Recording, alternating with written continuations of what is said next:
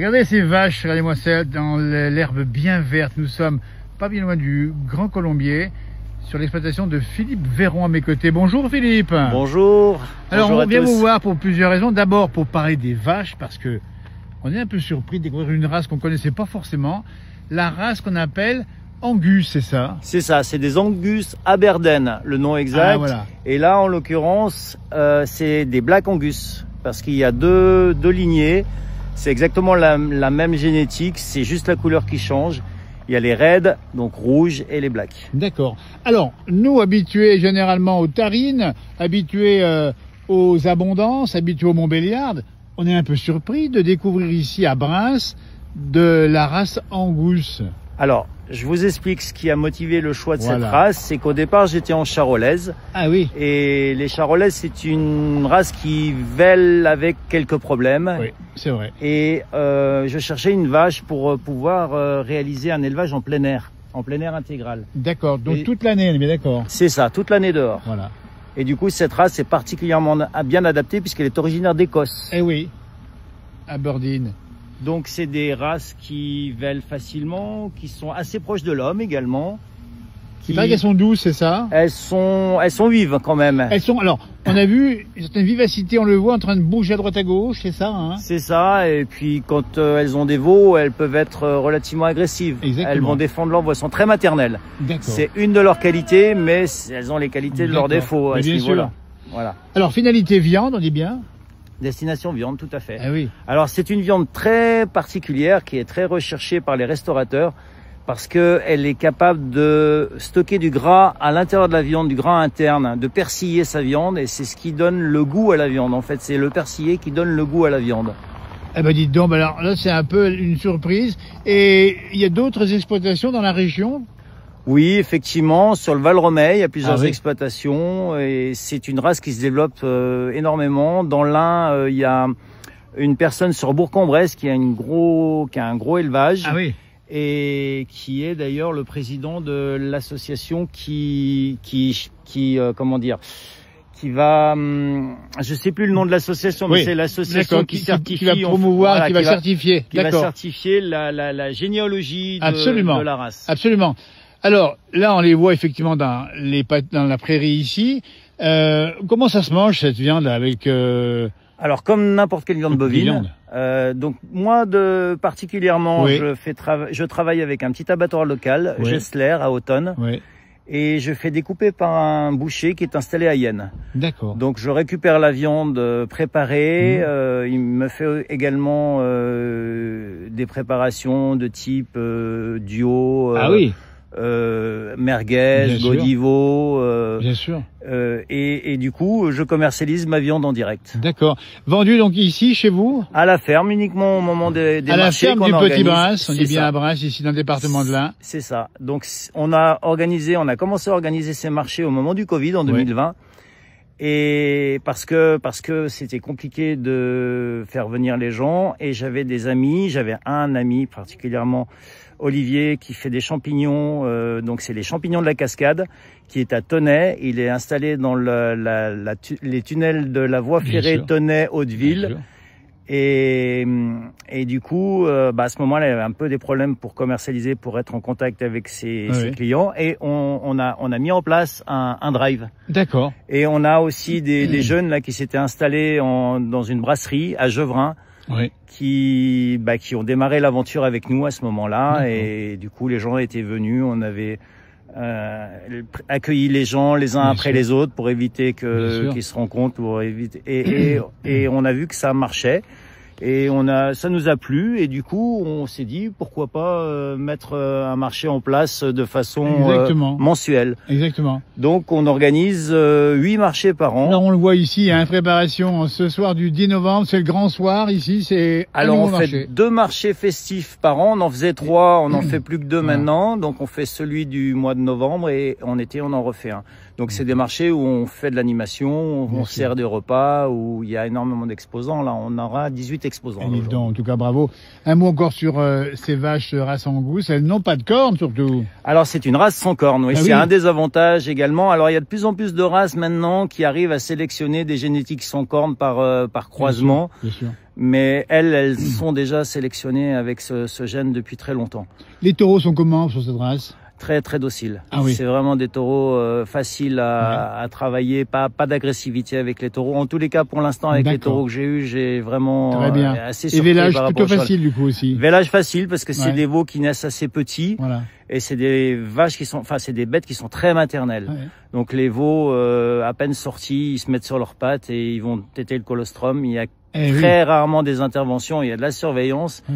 Il peut y avoir, on va dire 5% d'intervention au grand maximum. Voilà. Est-ce qu'on pourrait dire que ces vaches-là seraient adaptées au domaine de la montagne plus élevé qu'ici, genre du côté des Haute-Savoie-Savoie? C'est une race très rustique, donc qui s'adaptera dans tous les environnements. Donc est-ce qu'on peut penser qu'elle va se développer, cette race de Angus, ici, à Aberdeen? Alors elle est très développée au niveau mondial, puisque c'est une des races les plus présentes dans le monde.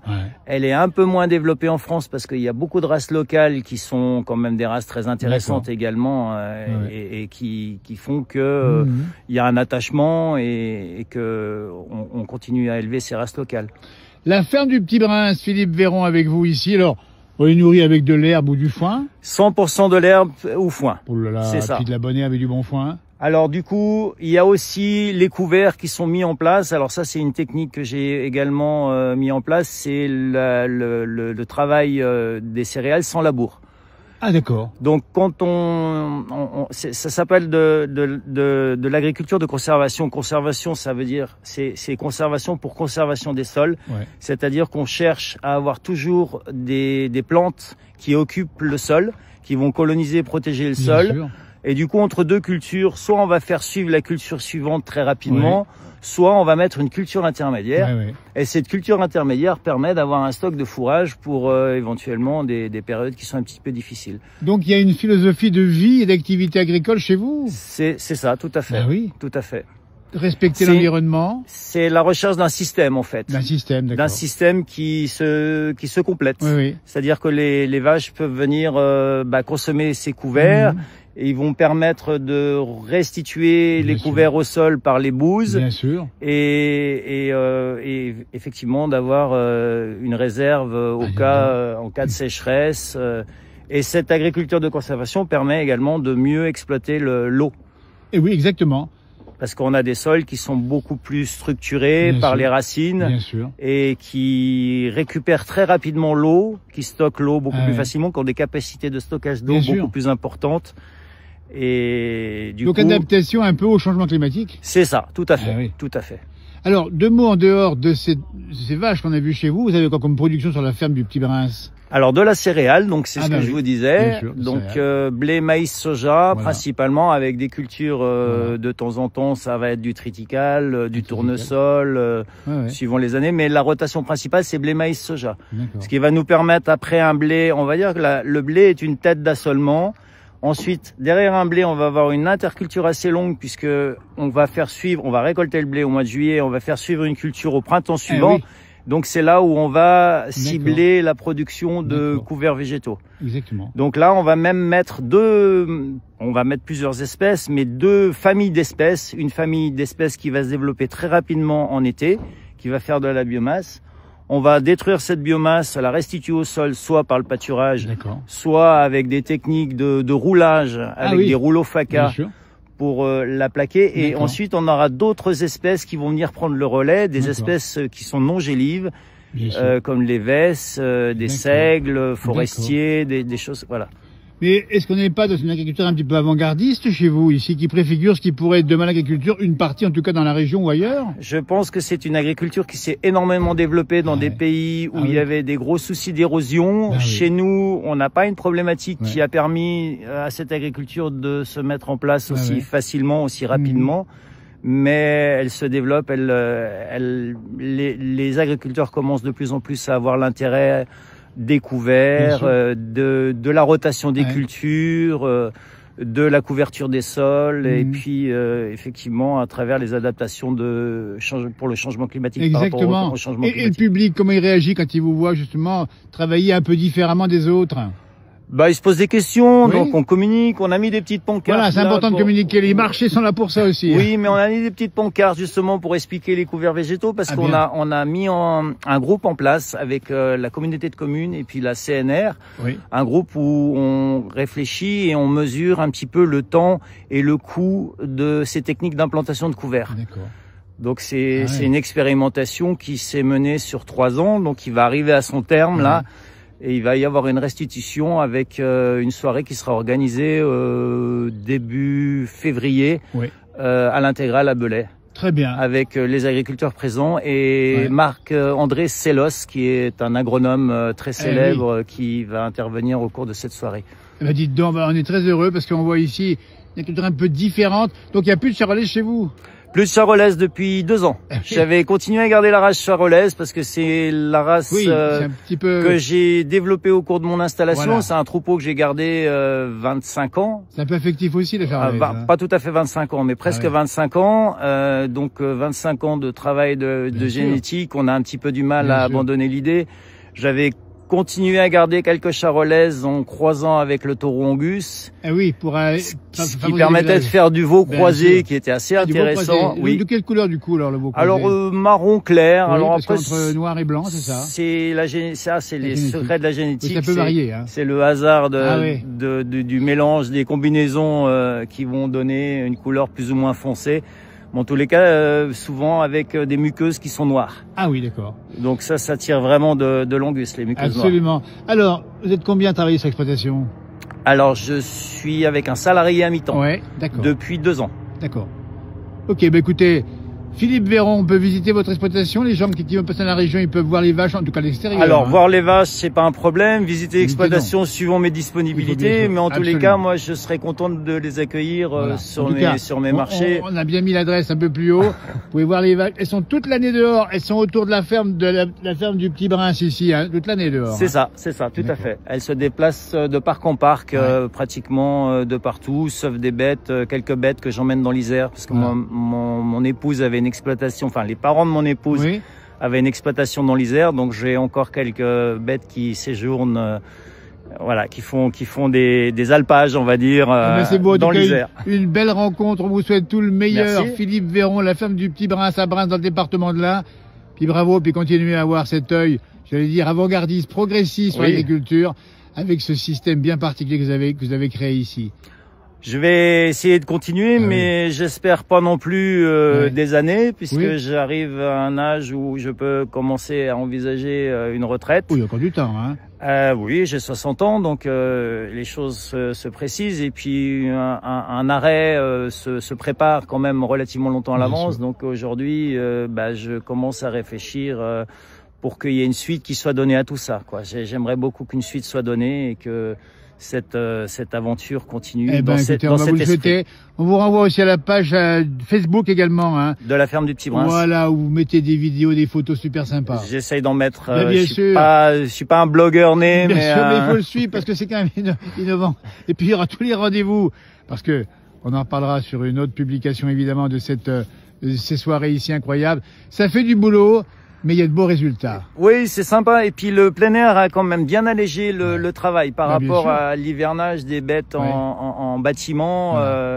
Déjà au niveau sur le plan sanitaire, parce que les veaux sont moins soumis à des pathogènes, des diarrhées, des choses comme ça, des problèmes respiratoires. Et puis après, il y a le paillage, il y a tout le travail de nettoyage. Effectivement. Ce qui veut dire qu'elles résistent mieux au froid que les autres bêtes. Alors je pense que la plupart des vaches, des races bovines vont bien résister au froid. Après, c'est plus au niveau alimentation où certaines races, on va vouloir les pousser un petit peu plus pour avoir une croissance plus rapide. Exactement. Et dans mon système, c'est l'extensif, donc je laisse les animaux prendre le temps d'arriver à maturité. Les animaux sont abattus à l'âge de 3 ans pour les mâles. Les femelles, en général, elles font un veau et voire 10 veaux. Elles peuvent rester 10-12 ans sans problème. Et puis le taureau, il repart sur un autre élevage si possible, à partir du moment où il risque de se retrouver avec ses filles, parce que forcément, au bout de 3 ans, il se retrouve avec ses filles. Alors l'autre intérêt qu'on n'a pas parlé aussi de cette race, c'est aussi que c'est des vélages assez précoces. C'est des bêtes qui peuvent véler à 18 mois. Ah oui, d'accord. Donc, par rapport à une charolaise, qui va véler à 36 mois, on gagne une année. On gagne une année. Donc, on gagne pas mal de veaux. Puis, c'est une race qui est très prolifique. Eh bien, écoutez, l'Angus Aberdeen, je vais prononcer, d'origine écossaise, qui va coloniser peut-être nos territoires ici entre le département de l'Ain et les pays de Savoie. Elle a déjà commencé. Elle a déjà commencé. Philippe Véron est un des précurseurs. Merci Philippe, ça me fait plaisir de vous avoir rencontré parce que je trouve qu'il y a beaucoup de passion dans votre propos, il y a des innovations, il y a plein de choses nouvelles et puis on est dans l'air du temps. C'est l'air du temps. Merci. Merci. Et j'ai mis une première vidéo, premier commentaire. C'est une vidéo de cette vache en gros plan. Là, on les avait au début, mais elles sont parties maintenant. Vous les verrez en gros plan, elles sont belles. Oui. On dirait un peu de l'airain, vous ne trouvez pas? Oui, peut-être, oui. Elles se battent pas. Sans cornes. Elles sont moins agressives entre elles, en tous les cas. Elles ont un instinct très grégaire. Voilà. Il y a vraiment une hiérarchie dans le troupeau. Non, il n'y a pas trop d'agressivité. Sauf quand on réunit des lots qui ont été longtemps sans se voir. Là, effectivement, il y a un petit peu d'affrontement. Il y a un peu de tête qui essaye de faire un petit peu le... C'est ça. Il faut que la hiérarchie retrouve son équilibre, en fait. Il faut que chaque bête retrouve sa place dans le troupeau. Et c'est de la bonne viande en plus. Et c'est une excellente viande. Vous pouvez venir la goûter. On peut la goûter, on rappelle ici. Et ça peut donner aussi appétit aux véganes, éventuellement. Je sais pas. Alors nous, dans nos marchés, on fait aussi des menus pour les véganes. Du coup, on remplace un peu la viande par des champignons, des lentilles, et du coup, ça permet à chacun de vivre en fonction de ses convictions. Il n'y a aucun souci. On n'a aucun souci avec les véganes. On aimerait les convaincre que de manger de la viande, ça permettrait de faire un élevage plus vertueux. Exactement. Moi, ce que j'ai envie de dire aux véganes, si je devais dire quelque chose aux véganes, c'est de voir les conditions d'élevage avant de rejeter le bien-être animal, toute la consommation animale. Voilà. Exactement. Mais bon, après, je comprends très bien qu'on puisse ne pas vouloir consommer d'autres êtres vivants, c'est pas un souci. Merci Philippe Véron, la ferme du Petit Brince, avant une grande soirée ici, un marché, on dit bien festif. En plus, le marché du volcan, donc. Le marché du volcan. Merci beaucoup Philippe. Merci.